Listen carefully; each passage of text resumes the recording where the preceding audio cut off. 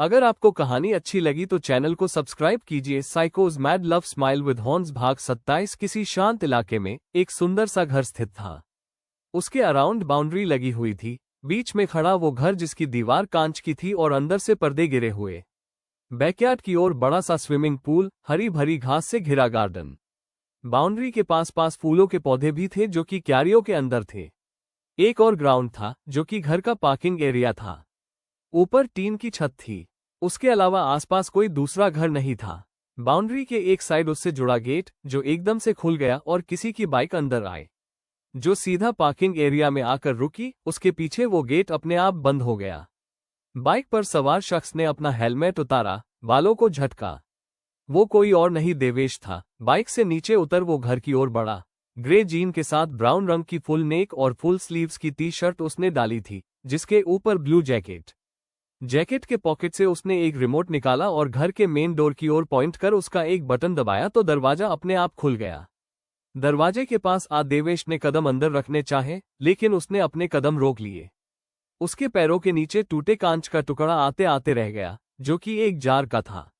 देवेश की आंखें सिकुड़ गई। अपनी एक आईब्रो को अंगूठे से रब करते हुए उसने गौर से अंदर झांका। चारों ओर टूटे फूटे सामान पड़े थे। डाइनिंग टेबल पर रखी सभी प्लेट्स नीचे गिर टूटी हुई थी। कुर्सियां भी यहां से वहां तरबतर थी। घर में जितने भी फ्लावर पॉट थे वो सब टूट चुके थे। सोफे और टेबल भी अपनी जगह से खिसके हुए थे। इवन उन पर तो कट ही लगा दिया गया था, अब वो बेकार थी। बड़ी सी खिड़की पर कुछ दाग लगे थे, मानो कुछ फेंक कर उसे तोड़ने की कोशिश की गई हो, लेकिन कुछ हुआ नहीं। देवांश ने जार के टुकड़े को पैर से साइड कर कदम अंदर रखे। घर की हर चीज कहीं न कहीं बिखरी हुई थी। फ्लो को देखते हुए देवेश ने सर उठाकर ऊपर की ओर देखा और बिना समय गंवाए सीढ़ियों के बगल में बने कमरे के पास आया, जिसका दरवाजा खोल वो अंदर आया तो देखा रूम की हालत भी खास ठीक नहीं थी। देवेश ने अपना सर पकड़ लिया और एक कोने की ओर देखा, जहां इंद्र दुबका सा घुटनों में अपना चेहरा छिपाए बैठा था। घर का और कमरे का कबाड़ा करने वाला वो ही था। देवेश ने एक गहरी सांस छोड़ी और इंद्र की ओर बढ़ने लगा। देवेश इंद्र के सामने घुटनों के बल बैठ गया और उसके हाथ को पकड़ लिया। इंद्र अभी गहरी नींद में था। देवेश इंद्र के उस हाथ को पकड़ा था जिस पर चाकू से कट लगा था। वो इंद्र की हथेली को देखने लगा जिस पर पट्टी बंधी थी। उसने अपनी गर्दन जरा टेढ़ी की और अचानक से ही इंद्र की हथेली को दबा दिया। दर्द के कारण इंद्र झुंझला कर उठा और अपनी आंखें खोल सामने बैठे देवेश को घूरने लगा। इस बीच वो अपने हाथ को झटक रहा था। क्या है ये सब? देवेश ने अपनी भौहें उठाते हुए सवाल कर आसपास इशारा किया। ऐसा ही होगा अगर मुझे यहां से जाने नहीं दोगे तो, इंद्र ने निडरता और बड़े साहस से कहा।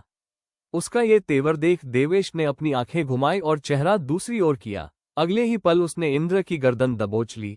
Listen, I seriously don't care what are you doing और वॉट यू गोना डू, पर मैं तुझे यहां से कहीं नहीं जाने दूंगा। हालांकि उसने इंद्र की गर्दन तो पकड़ी थी, लेकिन उसकी पकड़ ज्यादा कसी नहीं थी। मैं तुमसे प्यार नहीं करता, इंद्र ने गुस्से में अपने जबड़े को भींच कहा। देवेश मुस्कुरा दिया। सो वॉट, मैं तो करता हूं ना, बदले में तुम मुझसे प्यार करो या ना करो क्या फर्क पड़ता है, उसने बेपरवाह सा कहा और इंद्र के करीब जाने लगा। उसकी ये हरकत देख इंद्र सकपका उठा। पहला तो उसका एक हाथ इंजर्ड था जिसे देवेश ने और तकलीफ दे दी थी, दूसरा उसका एक हाथ देवेश के घुटने के नीचे दबा हुआ था। याद है ना, कभी एक गलती की थी तुमने और उसकी सजा भी तुम्हें मिली थी, इंद्र के कानों के पास कहते हुए देवेश ने उसके सर को पीछे की ओर झुका दिया। उसका चेहरा इंद्र के गर्दन के काफी पास था, जिससे देवेश की गर्म सांसें उसकी स्किन से टकरा रही थी और उसके अंदर खौफ पैदा कर रही थी। याद है या मैं याद दिला दूं, ताकि तुम दोबारा कोई गलती न करो, देवेश ने बड़े भयानक तरीके से कहा। इस बीच उसकी उंगलियां इंद्र के गर्दन पर चल रही थी। इंद्र की मानो सांसें ही अटक सी गई। अपनी लड़खड़ाती जुबान के साथ वो बोला, याद है मुझे। सो क्यों गलती दोहरा रहे हो, देवेश ने कहते हुए इंद्र को छोड़ दिया और उसे देखने लगा। इंद्र ने खांसते हुए अपनी गर्दन पकड़ ली, क्योंकि at the end moment Devesh ने उसकी गर्दन दबा दी थी। तुम्हारा वो दोस्त अब भी इसी शहर में है, बोलो दोबारा ऐसा करने का या यहां से जाने का नाम लोगे, देवेश ने इंद्र की ठुड्डी पकड़ उसे अपनी ओर खींचकर कहा। इंद्र ने खुद के अंदर सांसें भरते हुए गर्दन न में हिला दी। देवेश के होठों पर तिरछी मुस्कान आ गई। उसने इंद्र के बालों में उंगलियां फिराई। वेरी गुड, अब जो तुमने रायता फैलाया है उसका क्या होगा, मैं साफ कर दूंगा, इंद्र ने फटाक से कहा। काफी समझदार हो गए हो, सो बैठे क्यों हो, जाओ साफ करो अपना फैलाया रायता। कहते हुए देवेश ने उसकी ठुड्डी छोड़ी तो झटपट उठकर इंद्र कमरे में बिखरी चीजों को समेटने लगा। अपने हाथ उठा उन्हें स्ट्रेच करते हुए देवेश उठ खड़ा हुआ। बिल्कुल पहले जैसा ये कमरा चाहिए मुझे। Got it. देवांश की बात को सुन इंद्र ने सर हिलाया, उसका मन तो उसे मार देने का कर रहा था। रूम के इर्द गिर्द देखते हुए देवेश कमरे के बालकनी की ओर बढ़ गया। वहीं इंद्र जल्द से जल्द सामानों को समेटकर उनकी सही जगह पर रखने लगा। फ्लोर पर एक वॉल के पास एक फ्लावर पॉट पड़ा था जिसे उठाकर इंद्र ने उठाया और उसे टेबल पर रखने को हुआ तो उसके दिमाग में कोई कीड़ा उछला। एक नजर गौर से पॉट को देख उसने बालकनी में खड़े देवेश की ओर देखा। बालकनी में रेलिंग के पास खड़ा देवेश अपने सामने नीले पानी से भरे स्विमिंग पूल को देख रहा था जो उस कमरे के बालकनी के पास में ही था। ज्यादा दूरी नहीं थी उनके बीच। किसी पेड़ की छांव के नीचे अपनी बाइक खड़ी किए अनस उस पर लेटा आराम फरमा रहा था। उसके हाथ सर के पीछे थे और मुंह पर रुमाल ओढ़ा था। आसपास दूर दूर तक कोई नजर नहीं आ रहा था। कड़कती धूप में वो अकेला वहां मौजूद था। पेड़ की एक और चाय की दुकान थी जो फिलहाल बंद थी। मेरा दिल भी कितना पागल है, ये प्यार तो तुमसे करता है। मेरा दिल भी, ओहो, अब इस जालिम ने क्यों याद किया मुझे। अनस एकदम से उठ गया। उसके फोन का रिंगटोन बज रहा था। जैसे तैसे उसने पॉकेट से अपना फोन निकाला, तब तक कॉल डिस्कनेक्ट हो गया था। इंपॉर्टेंट होगा तो फिर कॉल करेगा हो, मैं कॉल बैक नहीं करने वाला, अनस ने मुंह बनाए कहा और फोन पॉकेट में रखने लगा तो एक बार फिर कॉल रिंग कर उठा। छह यार। अनस ने चिढ़कर कॉल उठाया और कान के पास जैसे ही किया, सामने से कोई भड़कते हुए बोला, कॉल क्यों नहीं उठा रहे थे बे? वो अभी था। कॉल को उठाया भी जाता है क्या? अनस ने अपनी आंखें रोल करते हुए कहा।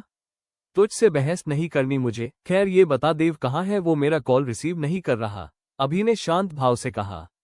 अनस, होंगे किसी काम में बिजी। अभी क्या मतलब तुम देव के साथ नहीं? मैं उनकी बीवी हूँ क्या यार जो उनके आगे पीछे घूमता फिरूं? अनस ने एकदम से चिढ़ते हुए कहा। शुक्र मना है नहीं, सामने से अभी बड़बड़ाया, जिसे सुन अनस बोला, क्या क्या बोला तुमने? कुछ भी तो नहीं, मैंने तो कुछ नहीं कहा। खैर तुम हो कहाँ? अभी ने अनजान बनते हुए पूछा। अनस ने कुछ कहने के लिए मुंह खोलना चाहा तो पीछे से किसी ने भारी चीज से उसके सर पर वार कर दिया।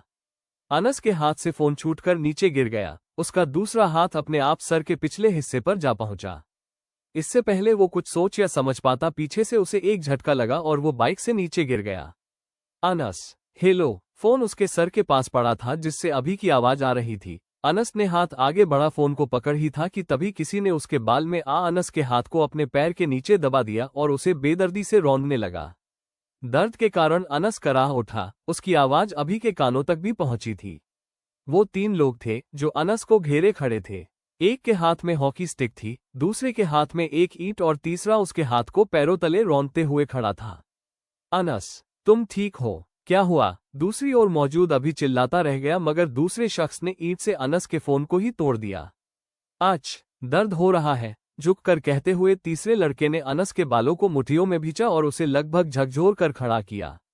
अनस के सर के पिछले हिस्से से खून रिस रहा था। नहीं, लेकिन अब तुझे होगा, अनस ने एक टेढ़ी मुस्कान के साथ कहा और कोहनी से उस लड़के के मुंह पर मारते हुए पैरों को उसके टांगों के बीच दे मारा।